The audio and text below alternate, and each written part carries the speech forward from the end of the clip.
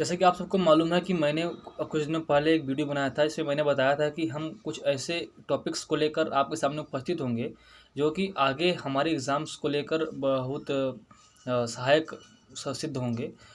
तो आज हम एक ऐसे टॉपिक को लेकर उपस्थित हैं जो कि वास्तव में हर एक व्यक्ति को जानना चाहिए। आखिर जो हमारे इंडिजिनस व्यक्ति हैं, जो इंडिजिनस ट्राइबल्स हैं, तो उनको आज भारत सरकार क्यों सिक्योर कर रही है?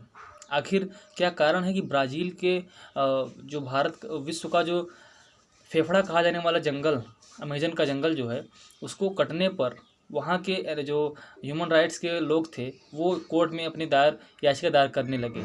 जी हाँ, क्योंकि वास्तव में ट्राइबल्स जो हैं, वो हमारे एनवायरनमेंट को सुरक्षित रखने के लिए, और केवल एनवायरनमेंट ही नहीं, बल्कि आप उनकी सोशल स्टैटिक्स को जानकर भी आश्चर्यचकित हो जाएंगे कि आज हम वुमेन अपलिफ्टमेंट की बात करते हैं, लेकिन वास्तव में ट्राइबल्स में सिखाते हैं कि वास्तव में कैसे वुमेन्स का अपलिफ्टमेंट हो सकता है और कैसे होता है। जी, मैं बात कर रहा हूँ मेघालय की 3 जनजातियों के बारे में, गारो, खासी और जैंतिया। आप लोगों ने इनका नाम तो सुना होगा, भूगोल में, ज्योग्राफी में आप लोगों ने इनका नाम तो सुना होगा, क्योंकि ये 3 पहाड़ियाँ भी छोटी-छोटी हैं और ये तीनों पहाड़ियों के नाम पर ही इन तीनों जनजातियों का नाम रखा गया है, गारो, खासी और जैंतिया।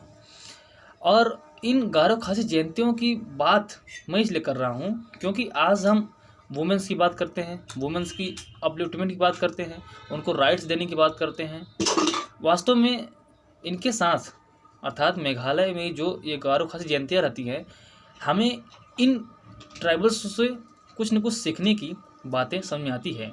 जैसे कि आप लोग जब गारो, खासी, जैंतिया की इतिहास जानेंगे तो आपको बड़ा आश्चर्य होगा, क्योंकि हम लोग देखते हैं कि हमारे यहाँ क्या है कि पैट्रियार्कल टाइप की सोसाइटी है। जो जनरल लोग रहते हैं वो पैट्रियार्कल टाइप की सोसाइटी है, लेकिन वहाँ क्या है, वो वहाँ मैट्रिनल है, अर्थात वहाँ माद सत्तात्मक है, वहाँ देवी की पूजा होती है।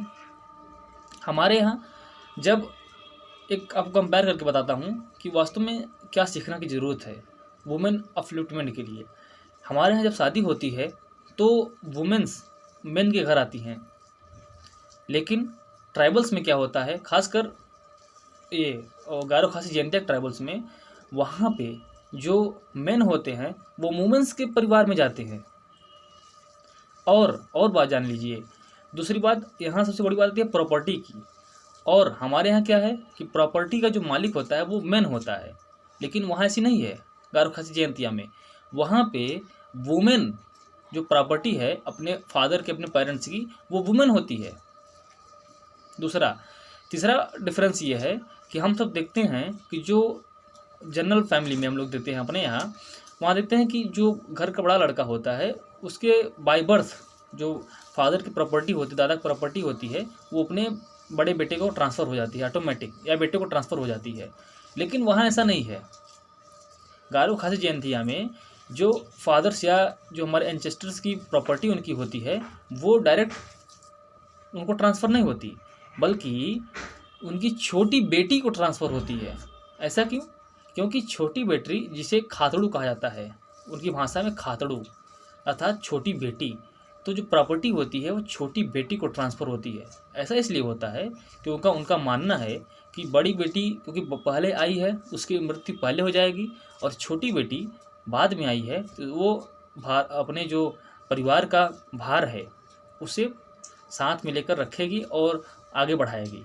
तो कुल मिलाकर आप देखिए, ट्राइबल्स को आप लोगों ने अभी सुना होगा बोडो समझौता हुआ था, तो ऑटोमेटिक भारत सरकार प्रयास कर रही है उन लोगों को बचाने की, उन लोगों को रक्षा करने की, क्योंकि हमें अभी भी रिसर्च करने की आवश्यकता है कि क्या रीज़न है कि ट्राइबल्स आज की प्रासंगिकता बनता जा रहा है, क्या रीज़न है कि उनकी सोसाइटी इतना आगे जा रही है एज़ कम्पेयर टू हमारे जो सोसाइटी है।